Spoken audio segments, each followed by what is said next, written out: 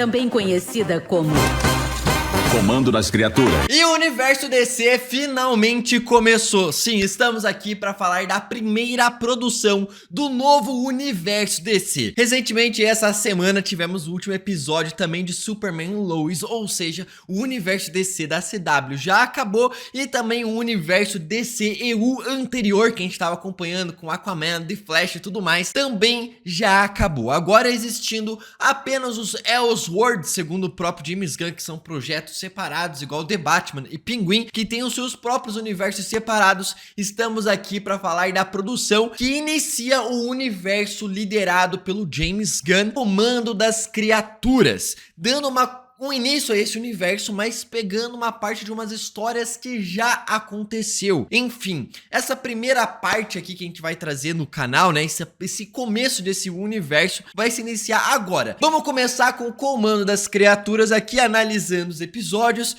e vale deixar, ó, tento fazer esse vídeo aqui bem, dá um like, compartilha pra galera, deixa um like, se inscreve no canal pro YouTube recomendar mais esse vídeo, pra gente trazer mais vídeos dessa série aqui no canal também, beleza? Então, basicamente, o que o James Gunn vai fazer é um capítulo do universo DC, do seu próprio universo. O que isso aqui coincide? Basicamente, animações, séries, filmes e jogos, todos conectados em um único universo. Connected in film, television, gaming and animation. Ou seja, talvez vai ter aí algum jogo sendo produzido pelo James Gunn dentro desse universo que vai ter histórias conectadas com essa animação, com o filme do Superman e várias outras produções. Essa série aqui foi escrita pelo James Gunn. Então você já consegue ver que essa série aqui tem uma boa característica do que o diretor já trabalhou em filmes anteriores que a gente já viu. Dá uns 30 segundinhos pra ele. Deve aguentar um minuto.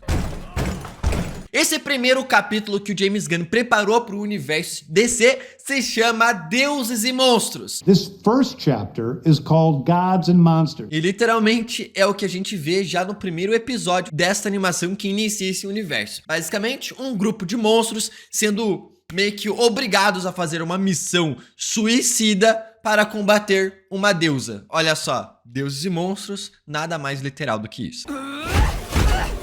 Você que deve ter assistido essa animação pode ter ficado assim, mas Gabriel, se esse aqui é o início do universo DC, por que eles estão citando acontecimentos anteriores do filme O Esquadrão Suicida e da série O Pacificador? Não proibiu todas as atividades da Força Tarefa X depois que a sua filha expôs tudo? É um universo completamente novo, esquece tudo o que aconteceu antes. Só que neste universo aconteceu praticamente tudo igual anteriormente, com o filme de O Esquadrão Suicida e também a série O Pacificador. Um universo paralelo com histórias praticamente idênticas, porém com algumas coisinhas diferentes. Então James Gunn cria um universo paralelo que a gente vai começar a acompanhar esse universo daqui pra frente. Segundo o próprio James Gunn, é praticamente a série do Pacificador, tirando a Liga da Justiça no final. O próprio cara disse isso, esquece a Liga de Justiça no final e pega tudo de Pacificador. Segundo James Gunn, é isso. Então a gente já vê que a série aqui, a animação, começa com uma logo com o Superman, a era de ouro dos quadrinhos da DC. Até mesmo com a logo ali preta e dourada, meio que trazendo o antigo de volta à ativa. A animação começa com Amanda Waller, interpretada e dublada ali pela Viola Davis. E o próprio James Gunn já disse, todos os dubladores dessa animação interpretarão esses personagens também em versões live action. Ou seja, essa galera que a gente tá vendo aqui nessa animação vai aparecer uma hora ou outra em alguma produção futura live action da DC do James Gunn, que já interpretou a personagem tanto em Esquadrão Suicida, O Esquadrão Suicida e também na série de Pacificador. Que porra é essa? Ao lado dela estamos com o Rick Flag, sim, o Rick Flag, só que não é o mesmo de O Esquadrão Suicida. Esse cara aqui é o pai do Rick Flag, pois é, interpretado pelo Frank Grillo. Pra quem não sabe, é o ator que fez os ossos cruzados em Capitão América 2 e Capitão América 3. O cara que é explodido e a Wanda tenta segurar a explosão e acaba dando todo o problema do Arcodor de Sokovia. É o mesmo ator. Só que você vai falar, pô, Gabriel, mas o cara tem quase a mesma idade do ator anterior que fez o Rick Flag no filme do Esquadrão Suicida, interpretado pelo Joel Kinnaman. É uma diferença de 14 anos de idade de um ator pro outro. Só que eles até zoam e fazem uma brincadeira com isso, uma referência a isso, digamos assim, na própria animação. Ele diz que teve o filho com 18 anos, ficando uma idade bem próxima ali dos atores, então, né, é super aceitável. Nós tivemos um filho quando tínhamos 18 anos. Eles estão ali assistindo já no começo um jornal chamado GBS. É basicamente o Sistema de Transmissão Galáctica, empresa aí de notícias por um vilão do Superman, o Morgan Edge, que já apareceu também na série de Superman Lois, só que com uma parada um pouco mais diferente dele sendo meio-irmão do Superman também. Então o que isso aqui é legal, né? Tipo, não é só uma referência aos quadrinhos e tudo mais, mas podemos tirar talvez aqui uma teoria que talvez no filme de Superman e nos outros filmes que o James Gunn vai fazer, ou séries que vão chegar aí pra frente no universo DC, tenham justamente este mesmo canal de transmissão de notícias e talvez apareça no filme do Superman com talvez alguma referência e coisas do tipo. O que vemos nessa transmissão ali é que basicamente a Cersei está atacando um país fictício criado pelo universo DC Comics, que é o Pokolistan. Basicamente ela diz que ela é a herdeira desse país e a governanta digna de fato ali desse país. Beleza, o que isso aqui significa? Pra quem não sabe, a Cersei é uma vilã absurda da Mulher Maravilha, extremamente poderosa. Ela tem praticamente todos os poderes da deusa Hecate, ou seja, a mulher consegue ter poderes absurdos que eu vou falar mais pra frente aqui nesse vídeo dos poderes, até porque ela vai sair na porrada no segundo episódio. Que porra é essa? Então sim, ela é uma mulher com poder literalmente de uma deusa grega. Da Amazona renegada e poderosa feiticeira Circe. Ali ela está utilizando ali meio que uma ganguezinha de homens ali chamados de Filhos de Temícera. Isso aqui, cara, é basicamente uns caras ali miliciano com arma e tudo mais, querendo atacar o terror no país, comandados por ela. Só que isso aqui também é uma referência aos quadrinhos. Você já parou pra pensar o que acontece quando as mulheres que vivem lá na ilha de Temícera acabam procriando, tendo filhos? E o que acontece com os homens, não é mesmo? O que acontece, eles são simplesmente descartados. Esses são os filhos de Temícera que são meio que adotados e pegos pelo Hefesto para serem os seus aprendizes. Basicamente, as mulheres na ilha de Temícera saem da ilha, fazem com os caras ali nos barcos, no meio do mar e tudo mais, matam os caras depois, ficam grávidas, as meninas se tornam amazonas e os meninos simplesmente são descartados e quem pega eles são o Hefesto, que usa eles como simplesmente os seus aprendizes. Por que sua mulher tem direito a cachoeiras maneiras? E na animação aqui eu levei isso apenas como uma referência, já que não é esse mesmo background. Que bando de palhaço. Já que esses caras aqui são basicamente um bando de maluco que querem que não tenha uma ilha só pra mulher. Não pode ter uma ilha só pra mulher. Homem também tem que ir e eles fazem essa piada. Aqui eles não estão indo ajudar o país simplesmente porque, tipo, querem fazer o bem. Não. Basicamente eles estão sendo enviados a proteger ali a princesa desse país porque ela fez um acordo com os Estados Unidos para os Estados Unidos meio que minerar o petróleo que esse país tem nos recursos no seu território. Então os Estados Unidos, priorizando o dinheiro e a grana, basicamente envia um esquadrão lá para defender esse país e expulsar basicamente a Cersei ali e resolver essa guerra. Já está negociando o petróleo com os Estados Unidos. Aqui a gente já vê que a animação pega basicamente o que acontece no final da série de O Pacificador, com a filha da Amanda Waller ferrando com ela, ferrando com o governo, falando que ela estava utilizando pessoas humanas ali para fazer missões suicidas, e ela falou, beleza, se não pode humano... pode pessoas que não são consideradas humanas. Então ela cria basicamente um esquadrão de monstros. Mas e se forem seres que não são humanos?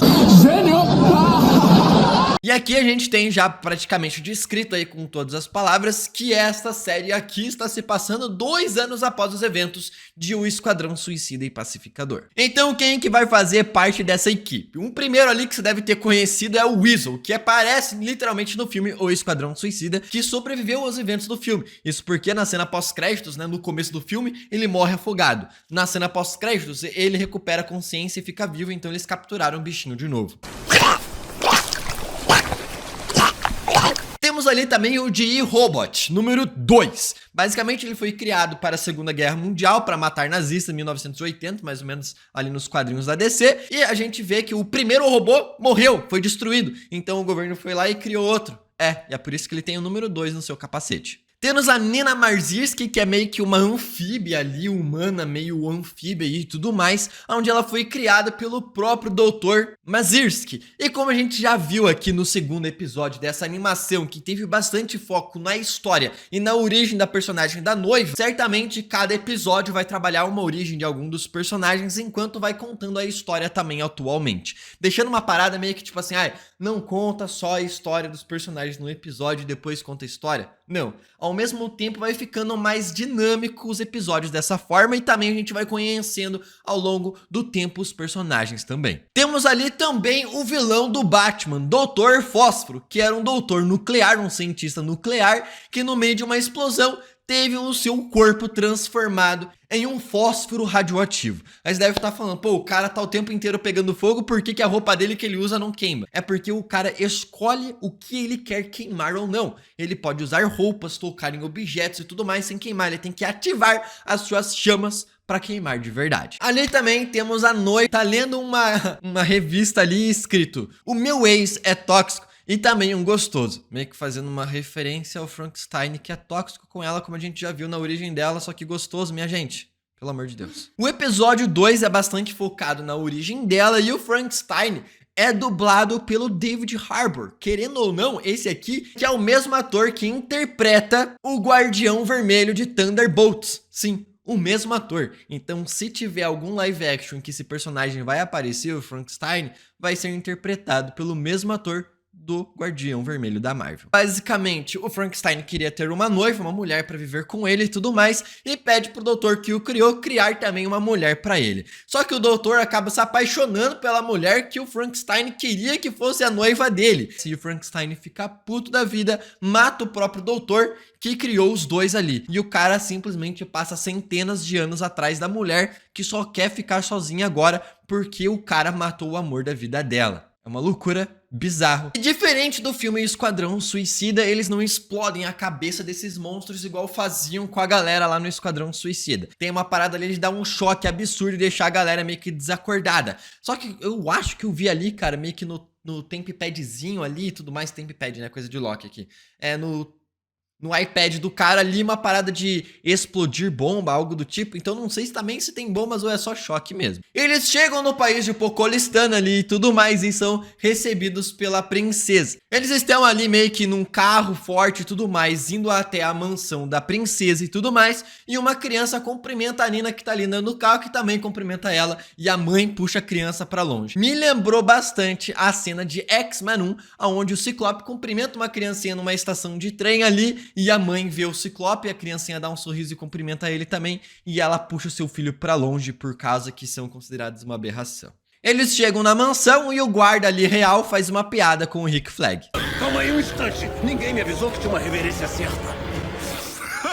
Eles vão jantar e fazem mais uma piada ali com a rainha meio que não conseguindo nem ficar viva, digamos assim, na hora do jantar, e quem na verdade comanda é a princesa e não a rainha. E aqui eu já fico teorizando que talvez a princesa quisesse governar o país já antes da sua mãe morrer, e ela vai lá e meio que deixa a mãe dela nessa situação ali meio que catatônica só pra poder governar o país e não ter que esperar tanto tempo. Sim, já que a gente tá falando de coisas malucas, que é bem capaz que o James Gunn possa realmente fazer isso. Talvez nem falem isso antes, não sei. Eu não recebi nenhum episódio, então eu tô acompanhando aqui com vocês também. A princesa, então, tenta fazer um love-love com o Rick Flag, enquanto isso, a noiva e a Nina, que acaba perseguindo ela, saem escondidas do castelo para visitar a casa onde ela foi criada, onde o Dr. Frankenstein criou ela pela primeira vez, porque ela estava querendo encontrar um colar que ela ganhou de presente do cara antes de morrer. Nesse meio tempo aí, o Dr. Fósforo acaba saindo na porrada com o Rick Flag, porque ele queria simplesmente pegar o negócio e fugir e deixar a galera para trás. Eles saem numa luta ali absurda pela mansão. E o Rick Flag, obviamente, ganha a luta e fala assim, cara, eu não quero torturar vocês nem nada do tipo, eu só quero trabalhar com vocês, eu não quero fazer mal a ninguém. Eu não tô aqui pra te torturar. Era pra gente estar do mesmo lado. As duas ali chegam na mansão do Frankenstein e vemos uma veinha ali pegando um celular, sim, referência a Zac Efron, uma foto super antiga do cara sem camisa. Tudo isso aqui pra avisar o Frankenstein que a sua noiva voltou ali pra aquele lugar e o cara sabia onde está o paradeiro dela, já que ele passou 200, 300 anos perseguindo a mulher. O Flag ali todo machucado, a princesa vai cuidar dos ferimentos dele e cuida de outras coisas também, pois é. E eles fazem um love no meio do banheiro com todo mundo escutando. E é isso aí. Deve aguentar um minuto. Não tem graça. Ali vemos nesse segundo episódio a história de origem da noiva, como ela foi criada, trazida à vida, se apaixonou pelo seu próprio criador e o Frankenstein matou o cara e depois perseguiu ela por mais de 200 anos. E nisso aqui a gente tem algumas referências bem interessantes, como Segunda Guerra Mundial, Paris em 1852. Ele perseguindo ela num salão de um velho oeste dos Estados Unidos, até mesmo no deserto ali arábico. E em uma dessas brigas ali, o Frankenstein está utilizando uma camisa com um coelhinho, cara. Esse coelhinho também apareceu tanto na camisa do Rick Flag no filme Esquadrão Suicida, como também na série de Pacificador. E aí então que chega a Cersei ali na mansão, que os caras avisaram ela que as mulheres estavam ali e ela foi sair na porrada pra matar elas. Então começa uma luta absurda com a noiva, com a sua super força e resistência, saindo na porrada com a mulher, luta insana. E aqui a gente vê alguns poderes também da Cersei, onde ela consegue simplesmente transformar balas de uma metralhadora em borboletas. Lembrou quem? Doutor Estranho com a luta contra o Thanos em Guerra Infinita. Vemos também o poder de teleporte da Cersei, rajadas de energia e o poder de transmutação dela, onde ela transforma literalmente os braços da noiva em 2 bonecos de posto. Sim, ela tem o poder de transformar humanos e objetos no que ela quiser. Então ela pode simplesmente transformar um cara num cavalo, num sapo e nesse tipo de coisa. Ela basicamente tem poderes extremamente poderosos porque ela fez um acordo com a deusa Hecate de meio que ter os poderes dela e tudo mais. E insana, a mulher é realmente, literalmente imortal. Basicamente uma deusa viva. Porém, ela é imortal em questão de idade, mas ela pode literalmente morrer, né? Tanto que a noiva quase mata ela no meio da briga. Achei legal, as mulheres toda arrebentada ali e tudo mais. Mas a Cersei, no fim, vence a luta, deixa ela basicamente estatelada no chão e a Nina acaba levando alguns tiros e também ali ficam as duas à beira da morte. Certamente não vão morrer porque tem trailers aí já, né, que já saiu e tem cenas que não aconteceram em que as duas estão vivas. Então, não morreram, só deixaram ali uma parada bem... No mais legal de tudo, acabou o episódio. São episódios curtos de 20, 19 minutos, então vamos estar acompanhando aí. Foi um ótimo início, achei bem legal e divertido a série. Quero saber o que você achou. Fala aí embaixo nos comentários. Até o próximo vídeo e